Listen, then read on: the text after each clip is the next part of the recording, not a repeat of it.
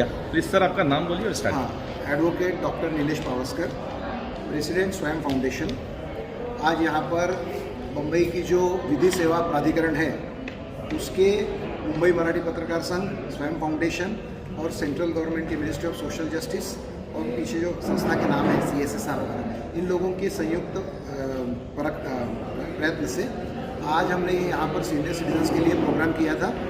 इसके लिए हमारी इसके पीछे की भावना ये थी कि 2007 में जो सीनियर सिटीजन्स और पेरेंट्स के लिए जो कानून बना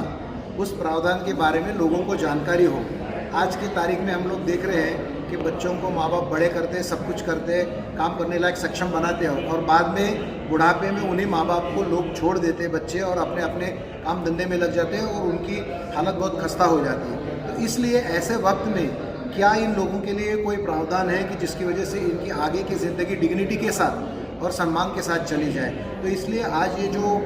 maintenance of parents and senior citizens welfare act ये जो है, इसके बारे में आज हमने लोगों को जानकारी दी। इस कानून के अंतर्गत कोई भी पेरेंट्स हो या सीनियर सिटीज़न हो तो उनकी जिम्मेदारी उनके लोगों के ऊपर है। अगर बच्चे उनके हैं तो अपने पेरेंट्स की जिम्मेदारी उनके ऊपर है और अगर वो अपने माँ बाप को नहीं देखते हैं तो उनके लिए एक ट्राइब्यूनल बना हुआ है सरकार की तरफ से। उस ट्राइब्यूनल के पास में अगर ये सीनियर सिटीज़न या पेरेंट्स एप्लीकेशन करते हैं तो ये ट्राइब्यूनल को ये अधिकार है कि ये बच्चों को नोटिस देके उनको बुला के उनके तरफ से जितना मेंटेनेंस उनके लिए ज़रूरी है, जैसे कि खाना, मेडिसिन्स, उसके बाद में शेल्टर, रेसिडेंस और रिक्रिएशन, इस चीज़ के लिए जितना भी खर्चा बनता है उतना देने के लिए ये न्यायाधिकरण उनको आदेश करता है।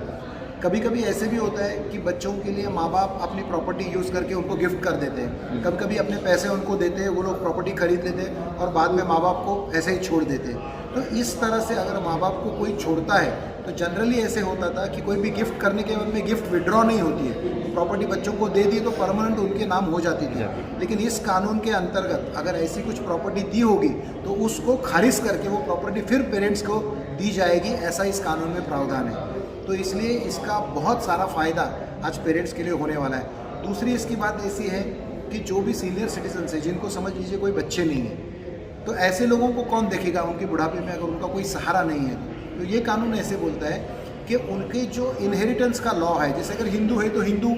सक्सेशन एक्ट है, अगर हिंदू के बगैर है तो इंडियन सक्सेशन एक्ट है। तो उसके हिसाब से जिन जिन लोगों को उस इंसान की प्रॉपर्टी मिल सकती है इस कानून के तहत, वो लोगों के ऊपर जिम्मेदारी है कि वो इनकी देखभाल